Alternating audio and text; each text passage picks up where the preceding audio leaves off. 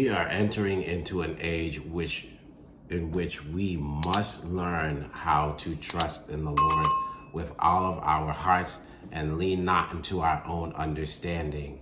I believe that this human race is about to embark upon a time or some times that we've never seen with our natural eyes. Today, like I said, I want to talk about trusting in the Lord. First, let's go to Revelation chapter 6. And if we go into Revelation chapter 6, starting at verse 15, it says, "And the kings of the earth, the great men, the rich men, the commanders, the mighty men, every slave and every free man hid themselves in the caves and in the rocks of the mountains." Verse 16, "And said to the mountains and the rocks, Fall on us and hide us from the face of him who sits on the throne and from the wrath of the Lamb." Verse 17, "For the day of his wrath has come, and who is able to stand?" And then we go into Revelation chapter 9. In Revelation chapter 9, verse 6, it says, "In those days, men will seek death, but they will not find it. They will desire to die, and death will flee from them." Man, that's kind of weird, right? Why would that happen? You mean to tell me there's a time where people will want to die and they're not going to be able to? What kind of age are we entering into?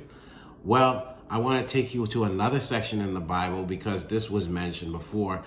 Now let's go to Luke chapter 23. If we go to Luke chapter 23 and we start at verse 26, it says, "Now as they led him," which is Jesus, "away, they laid hold of a certain man, Simon, a Cyrenian, who was coming from the country, and on him they laid the cross that he might bear it after Jesus." Then verse 27, which is our key verse in Luke chapter 23, is, "And a great multitude of people followed him," that being Jesus, "and women who also mourned and lamented him. But Jesus, turning to them, said, Daughters of Jerusalem, do not weep for me, but weep for yourselves and for your children," meaning future generations. Verse 29, "For indeed the days are coming in which they will say, Blessed are the barren, wombs that never bore, and breasts which never nursed." Oh my gosh. "Then they will begin to say to the mountains, Fall on us, and the hills, cover us.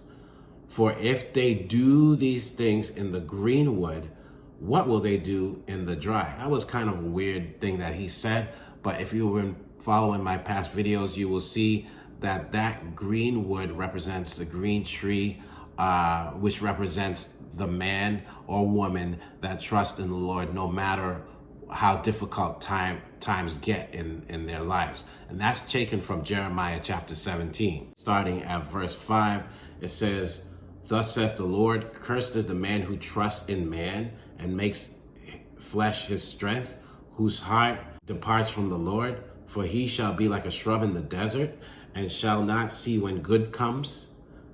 But he shall inhabit the parched places in the wilderness, in a salt land which is not inhabited." Remember that dry tree that Jesus was talking about in Luke chapter 23.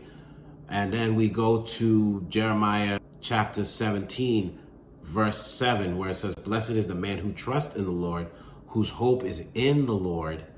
For he shall be like a tree planted by the waters, which spread out its roots by the river, and will not fear when heat comes," will not fear when heat comes, or when trials or when tribulations come. "But its leaf will be green," okay? "And will not be anxious in the year of drought, nor will cease from yielding fruit." So, of course, Jeremiah is saying what the Lord is saying, and is talking about entering into a year of drought. So yes, it does imply that God's people even will be going through a time of drought, but even in that time of drought, that they will not lack any good thing.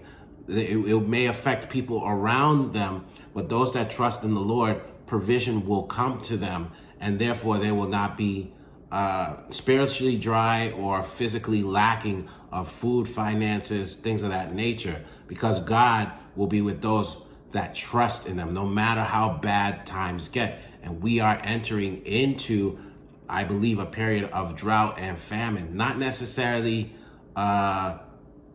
due to weather, but more like a famine, where you see on the shortages of just goods. It doesn't have to be food, but you see that being reported on the news. But God is saying, if you continue to trust in him and lean not unto your own understanding or your own means of provision, that he will have that means of provision come and seek you out and provide for you.